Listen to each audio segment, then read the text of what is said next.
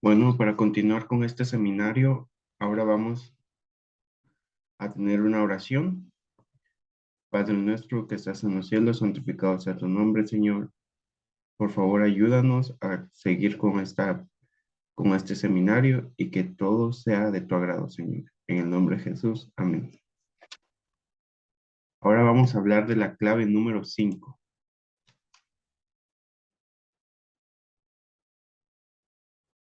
Nos dice que cuando Cristo llegó al fin de su ministerio terrenal, los discípulos seguían pensando en el establecimiento de un reino terrenal. No entendían la misión del Señor, sus pensamientos eran poder terrenal, política mundana y castigo de los incrédulos.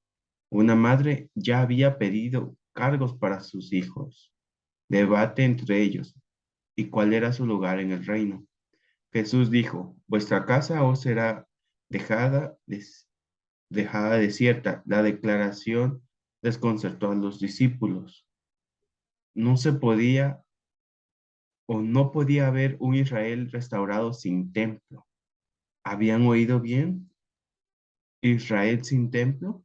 ¿Querían realmente Jesús decir eso o lo que dijo?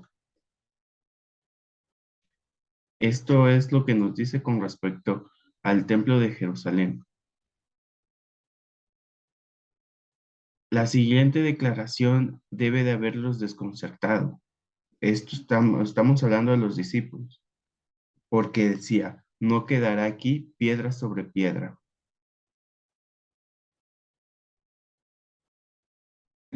¿Qué fue lo que pensaron los discípulos? Ellos pensaron que Palestina es el centro del mundo. Jerusalén es el centro de Palestina. El templo es el corazón de Jerusalén. La conclusión, según ellos o según los discípulos, es que Jesús se refiere al fin del mundo.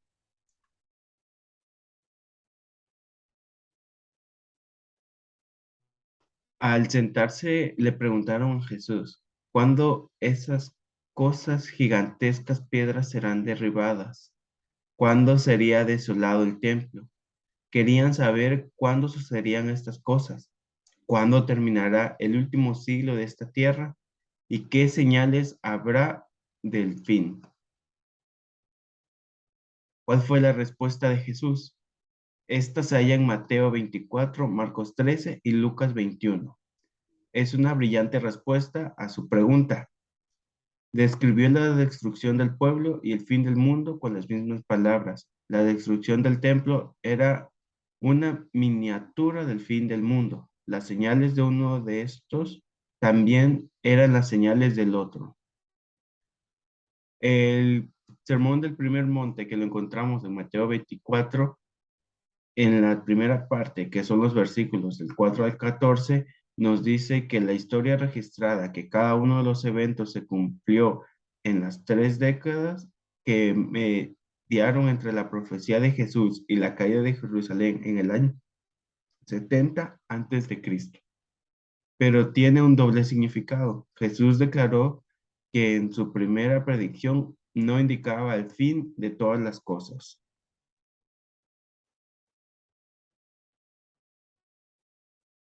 En el Sermón del Monte, pero la segunda parte, la cual se encuentra en los versículos 15 y 28, Jesús describe las fuerzas mundiales que preocuparán y aplastarán a la iglesia.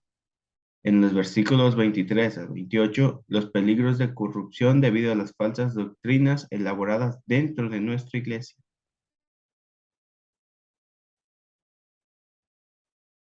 En la tercera parte, la cual es el versículo 28 al 31, podemos ver los eventos que precederán antes de la segunda venida.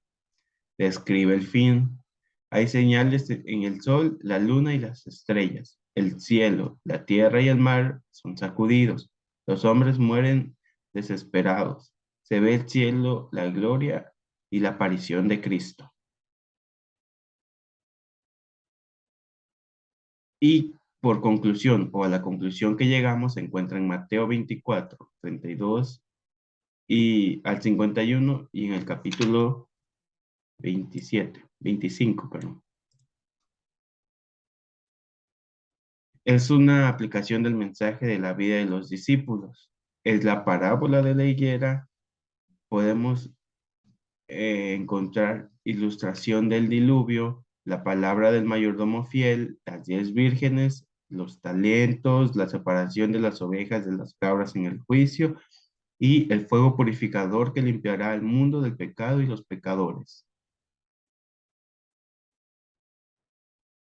¿Cuál es el bosquejo del Sermón del Monte? Tenemos la introducción, que es la inminente destrucción del templo. La primera parte, las señales que anuncian la destrucción de Jesús y la caída del mundo.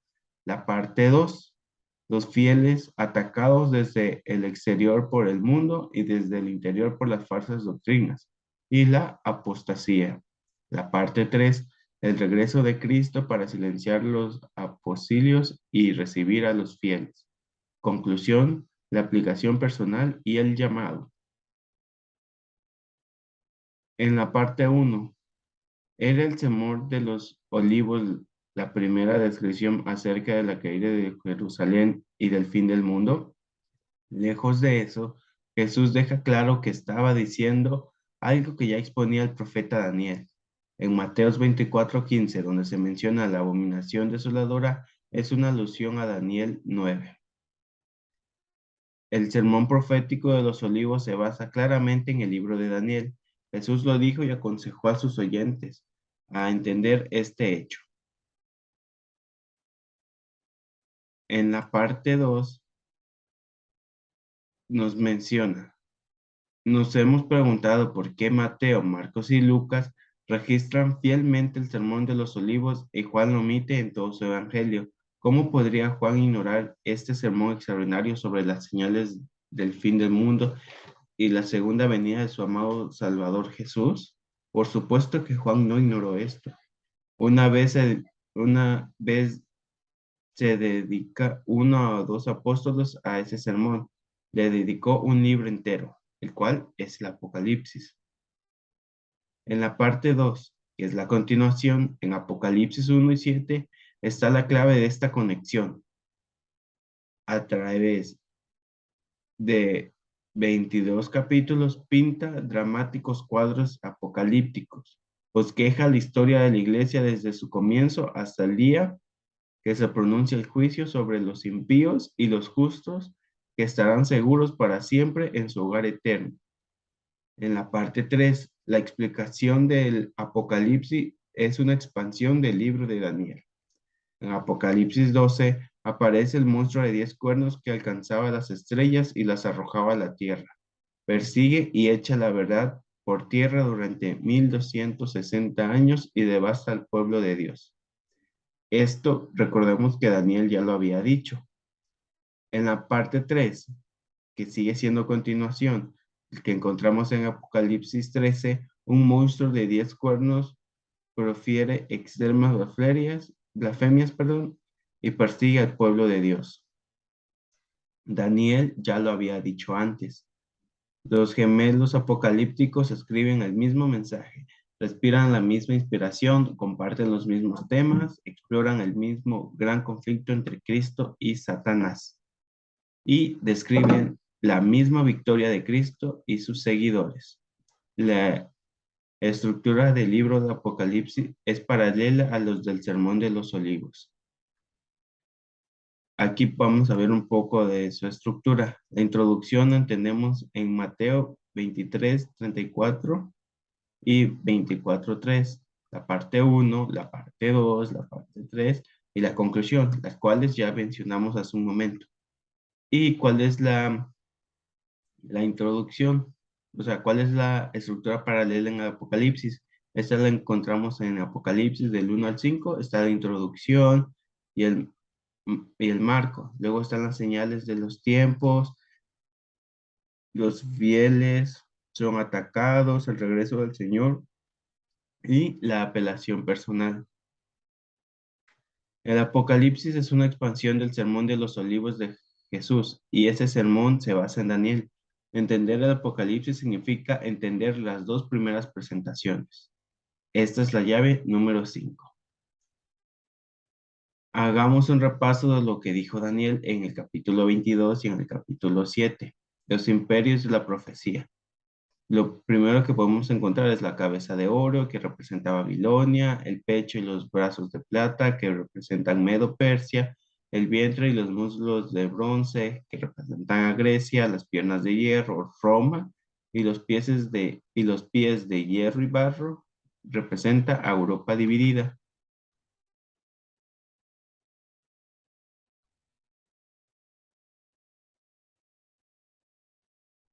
Aquí podemos ver más o menos qué es lo que es representado, cómo era representado antes y cómo es representado ahora.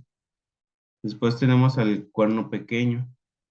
Después tenemos el juicio previo a la segunda venida y la segunda venida de Cristo. Para abrir las puertas del Apocalipsis, lo literal y local llega a ser espiritual y mundial. Hay que esperar que el lenguaje sea simbólico. Los números expresan calidad antes que cantidad. Las referencias al santuario nos recuerdan Jesús. El Apocalipsis se basa en Mateo 24, que a su vez se basa en Daniel. Y este sería la presentación de este proyecto que tenemos y pueden seguir viendo en el siguiente video. Sería todo. Muchas gracias.